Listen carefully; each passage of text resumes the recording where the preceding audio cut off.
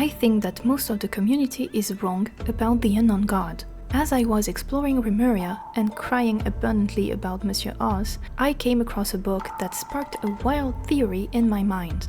Because of CBT files that were publicly accessible, the whole community says that the unknown god's name is actually Asmodee, because that was the name attached to her model. And I think they might be wrong. These files were made before the game's release, and I think that a lot must have changed in between, or things might have been messed up. Because here's what I found in Remuria that could go against it. While exploring, I found a book called Anecdota Septentrionalis. While the author of the book states in his introduction that what will follow will be pure fabrication, in that same introduction he talks about another Remurian writing a book about the barbarians, aka non-Remurians. He says, Xanthus Thalassiphilius wrote of his meetings with the barbarians in the north, speaking of how they use glass and platinum to build their prosperous polis amongst the mountain, calling their king a knight. He even claimed that they have 72 legions, each comprised of 66,600 soldiers, all armed with weapons forged of the purest source water, brighter than the crystals of Machimos. As I read this, my brain immediately connected the dots. I know